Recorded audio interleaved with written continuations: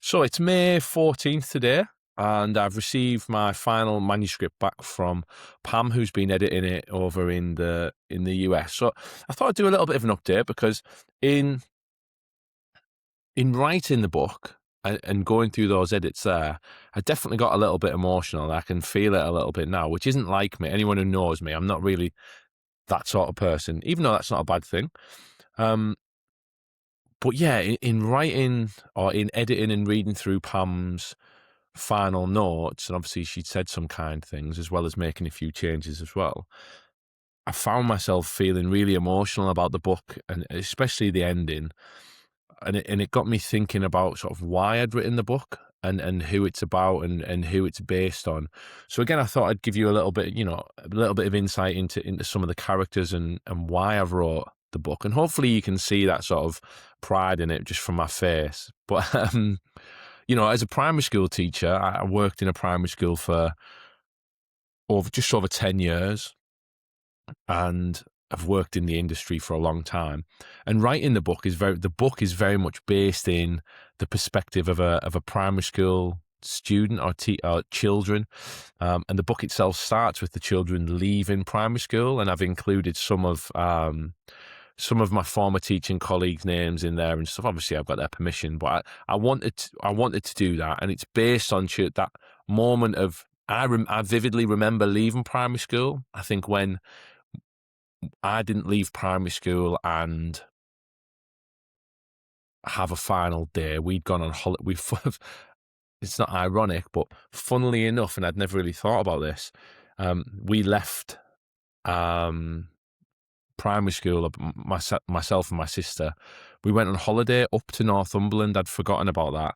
We went up to where the book is based, a little bit further north, in a little village called Low Newton, and that one of the castles in the book is based on that view where you're in Low Newton and you come over the hill and you crest the hill and you can see Dunstanburgh Castle in the distance along the coast, and that view and that castle inspires some of the location in the book.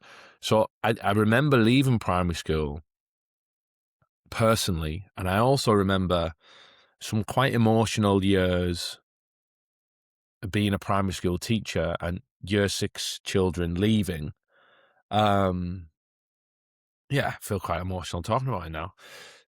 I vividly remember one pupil in particular who I remember him walking away from school, and I knew he had a bit of a tough life, and I knew that life was going to be tough for him.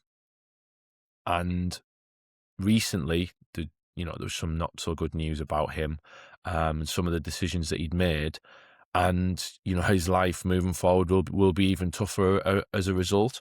But I'm sad that, without going into that, I was always sad to hear that had happened to him, or he'd made those decisions, and to be involved in those situations. But I vividly remember in that moment of leaving primary school that I felt, as much as everything that we'd done for him, that those things were still on the cards for him. And it's sad to think that regardless of what people had done, that those things sort of came to fruition. So I guess leaving primary school for me has always been, individually and as a teacher, I always think that's been quite an emotive subject. And my children have just left primary school and moved to secondary, which they're enjoying, which is great. So yeah, I think for lots of children, that moment of leaving primary school is such an important part, a memorable part of their lives, that's where, for me, I wanted the story to start. And one of the main characters within the book is one of my former teacher colleagues. He was a mentor of mine. Not going to give any details away.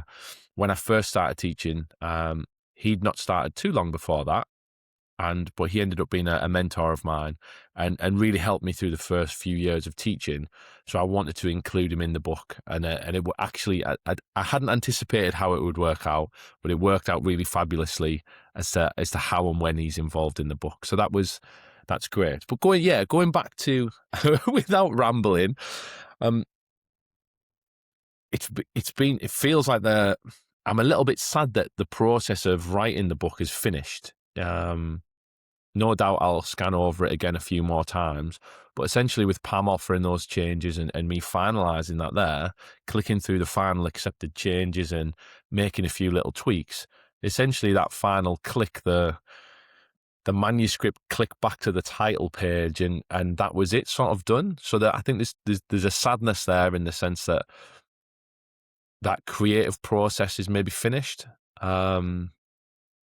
And the next stage of the manuscript is taking it forward and sort of a little, I suppose, like a caterpillar turn into a butterfly. Hopefully that's what the book's going to happen now, is that we're going to get that transformation process of it becoming a reality. So it's really, really exciting. But yeah, I just wanted to do a little bit of an update around sort of how I was feeling. Because again, as I've said, the book is based on my children. The dog, who's just over there, he's one of the main characters. You might have seen him just drop off a minute ago. But Merlin is one of the main characters in the book as well, and plays a really important part in the children's journey, as all pets do. So yeah, I've really loved writing the book. I feel like it's been a little bit therapeutic in some way, shapes, and forms.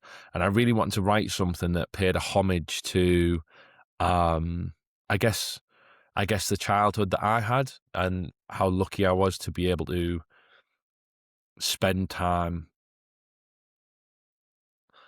in the north of England. I know lots of people, talk about the south and the Lake District and beautiful places like that, but the northeast, Northumberland, has a really special place in my heart.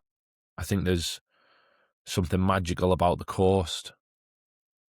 So yeah, it's been a real privilege to be able to write the book, and more of a privilege to have it published with the Literacy Shed, and just write a story that is set in such a magical place. And if you've never been to Northumberland, definitely check it out. So yeah, it's fab, and like I said, emotional, which is weird. It feels weird, but I'm so proud of the book, and I guess I just wanted to record that and show how that my childhood has maybe helped sculpt the book. A lot of it is based on, when you get to read the story, hopefully, a lot of the setting is based on real locations, obviously created fictionally, but nearly all of the things that happen in the book, to a certain extent, have happened in real life. They're the people that we've met and spend a lot of our time with at the caravan. Very, very close friends have been written in as character, have basically inspired the main characters because they're inspirational people. I don't think you can write someone into a book as a core character if they're not inspirational or have had, a powerful or significant impact on your life, even though it may just be for a short period. Those are special people. So I think being able to write about them in that way, because they were are so special, it made it really, really easy. So yeah, the book, as I've said, the book is based on real people, real locations, real life events. And I guess even though a lot of the events will seem quite magical, they're things that we've done, places we've been, people that we've loved spending time with. And hopefully that's reflected in the story that you get to read. So again, nothing scripted. I just wanted to sort of, while I was feeling this way about finishing writing the book, I just wanted to record it, maybe so that I can look back on this later on. And I think, for children, if you get the opportunity to write books in school, from my perspective as the author, this is how I was feeling when I've finished it. And it's not, editing for me is not something that I particularly enjoy doing. I don't see it as an enjoyable process. But I think that's very true of a lot of children in school, when they have to edit and you have to go back and do it again. Why? But for me, this has been really powerful. And I wanted to put so desperately the best version of it forwards. I didn't want it to be read and for people to think that could have been better, or this would have improved it, or that's a bit of a mistake. I really wanted it to be the best that it could be. And I think it's so close to that now. So yeah, that's how I'm feeling today now. now I've brought the book to a close, and I've thought about a few of those things. So yeah, thanks for listening. Please pre-order the book, and I